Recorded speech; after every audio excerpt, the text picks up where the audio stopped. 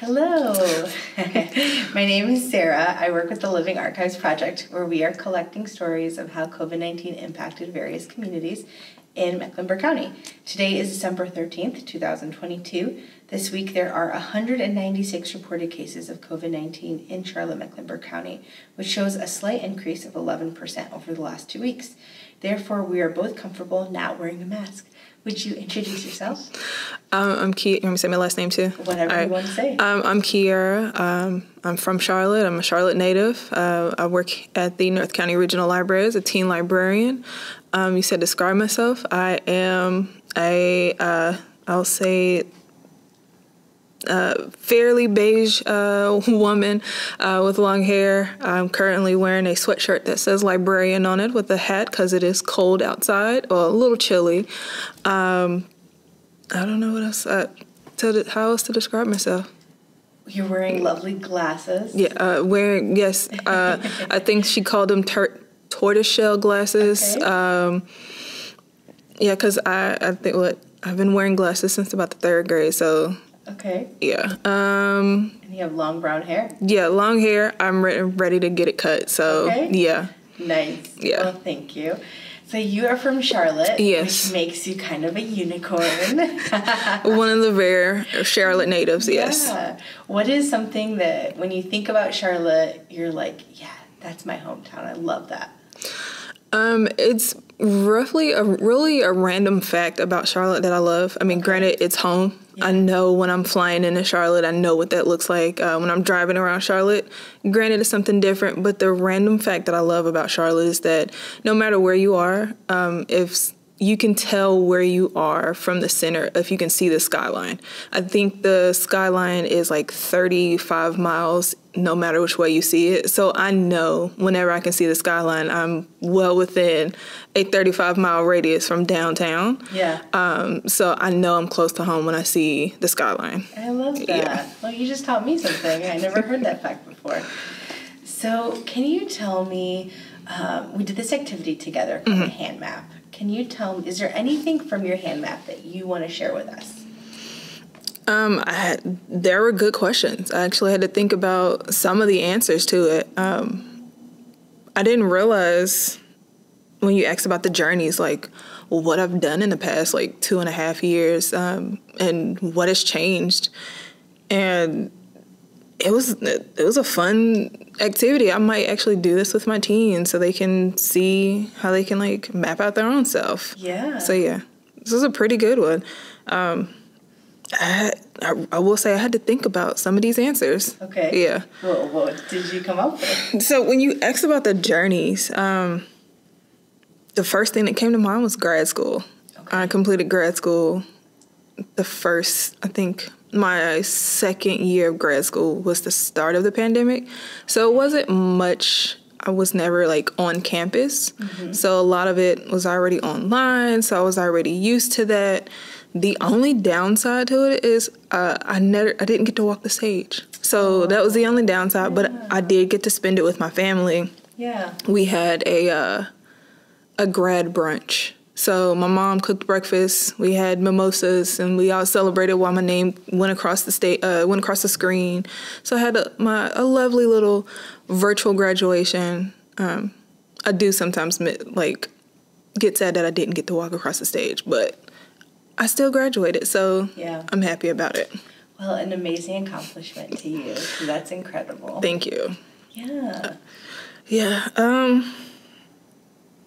Yeah, this was, I can't get over how good this idea was. Like, I might have to use this for my teens. Well, I can share it with you for sure. In terms of what did you feel or think about COVID-19? So I'll give you a quick funny story. 2019, December of 2019, I went to New Hampshire. I went to visit my best friend. We had like a best friend Christmas weekend. And I came home with the flu. So I caught the flu like December of 2019. And I had never had the flu before. Well, but I've always gotten the flu shot. So it was like, but I realized that was the first year that I didn't get the flu shot. So didn't get the flu shot, ended up catching the flu. And That's all they could say. It was the flu. They couldn't pinpoint it.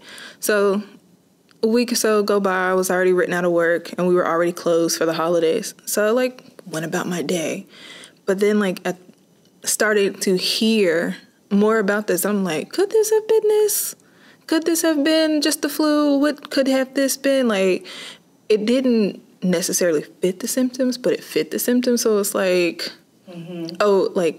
it ran through my mind a couple times. And then, of course, when we closed for those 2 weeks, I was okay, because I like to sleep in. I was like, let me go ahead and sleep in. It's only for 2 weeks. We're going to go back. And then when I realized it was getting pushed back a little further, I was like, okay, I'm taking it serious. I do have asthma. I do have people who are vulnerable. So I didn't want to, like, have that on my conscience to get someone else sick. So I was taking all the precautions. And then I started to realize, like, getting cabin fever in your own apartment is kind of hard. So I made it a point to, like, make sure I, like, at least stepped out of my house, walked around my neighborhood. It did get quite lonely, but because it was just me in my house, and I was scared to go to my mom's house and only drop stuff off to her house. And it was interesting. So as soon as I have friends that are in public health, so I'm getting all the news from them, making sure I'm, like, up to date on everything. And just that first year, having to deal with the city shutting down, school, like grad school, hearing everything, it was quite crazy, like, that first 6 months. Yeah. And pretty overwhelming, I feel like. A lot, yes. You didn't know what was real. Yeah. And were you working at the library at the time as well? Yeah. Okay, so you're juggling all of that. Family, your own personal life, working at the library, and grad school. Yeah, and the minute they told us that we can, like, work from home, I was, like, jumping at every opportunity because I was trying to figure out how I was going to get in contact with my teens, at least do some kind of program with them so they're not feeling, like, left out, that we're not forgetting about them. And then as soon as they said, we're going to slowly start bringing y'all back, I immediately jumped, like, for that opportunity to get back into the library because it's like, one, I get to be around people that I hadn't seen, still safely, and just be back around people. Yeah.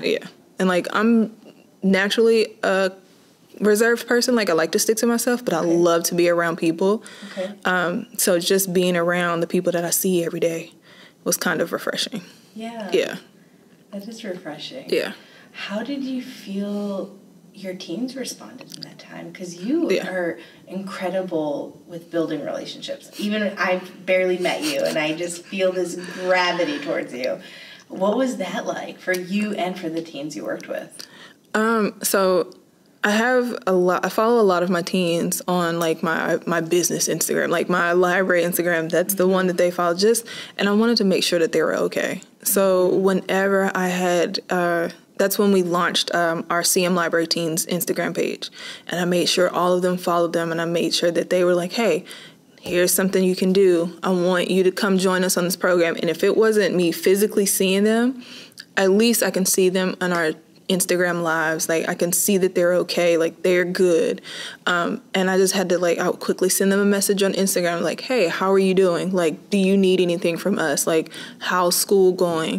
What can we help? I think right at the beginning of the pandemic, when we closed, I made a Facebook post. I was like, hey, just because the library is closed, don't mean you have to, we have all this other stuff. Like, if you need help, reach out to me. Like, I can get you what you need. Like, if you need help with your students, or a lot of my friends have kids that were in middle, going into high school around this time. So it's like, let me help you. Let me do something, because me sitting in my house by myself and just, like, there's only so many episodes of reruns of shows that I can just watch and, like, binge watch a lot of stuff until I start to get bored and like getting that cabin fever. It's like, so if y'all need something on the, like, let me help. Like, if y'all need something library related, like. Did anyone respond?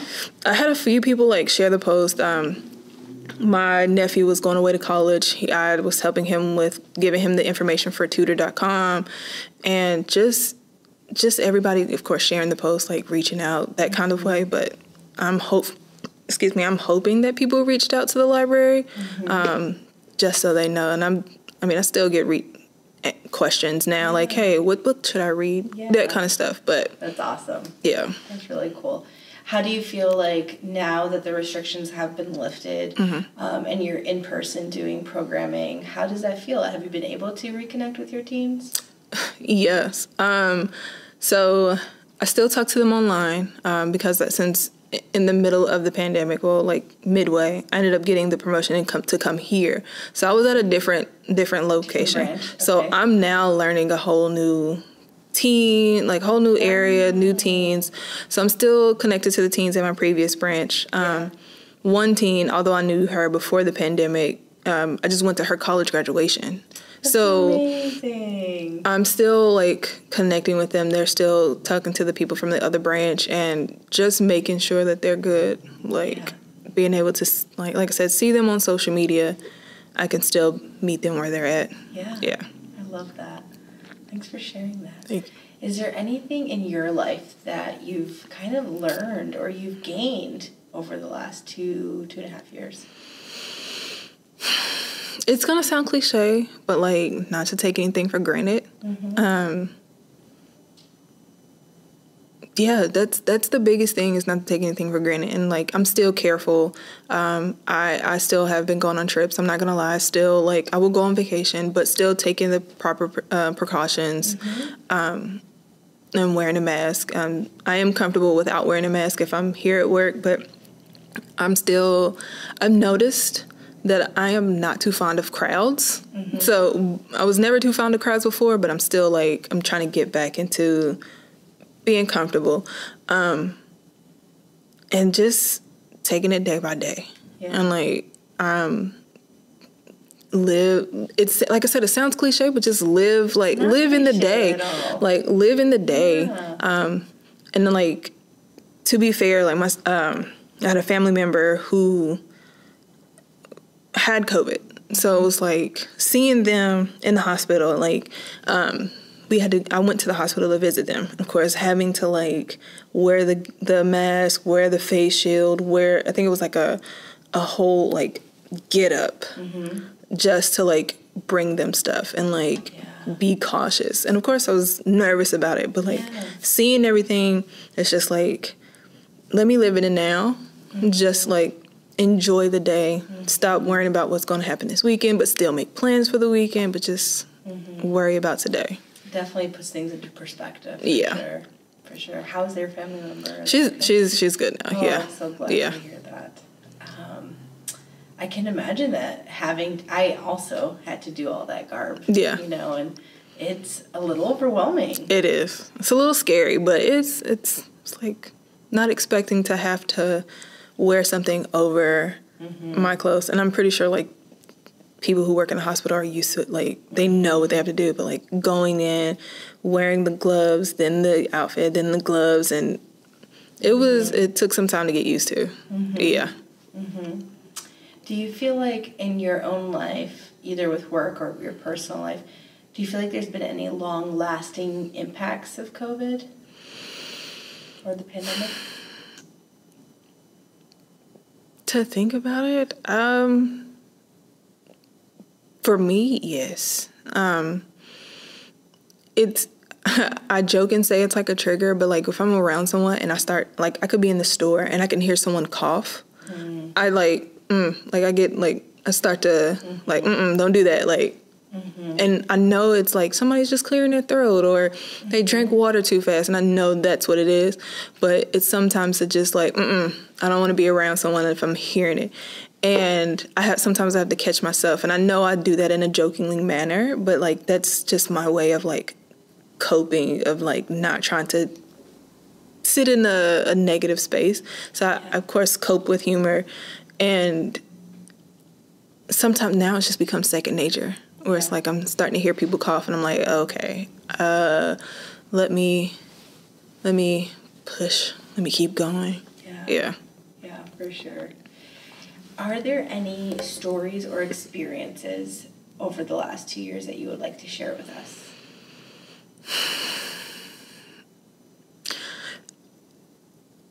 The only thing that comes to mind with the past 2 years is it was my sister who was in a hospital. And like before then, like my mom is one of those people who, sorry, I'm about to like get upset, but like I keep thinking about it. My mom was one of the vulnerable people. My little sister was one of the vulnerable people. So like working in this space and then dealing with my older sister who happened to have it, it kind of like, that's like, I had to realize like I was still living my life, but like seeing other people have restrictions, I did kind of feel a little upset because it's like, why do I get to do this? But they have to. So yeah, I'm trying not to like cry on camera, but that's one thing I can think of. Yeah. But the positive side of this is I'm now in my career field. Yeah. So it took a minute, but I'm here now. Yeah. So. Well, I am so sorry, one, that your sister was so sick and your family went through so much. I'm so thankful she's okay. Yes. And I'm really sorry. It's all good. Now you got me crying to go to a meeting. I'm sorry. Is there anything else that you wanted to share? One last thing. No, I'm all good.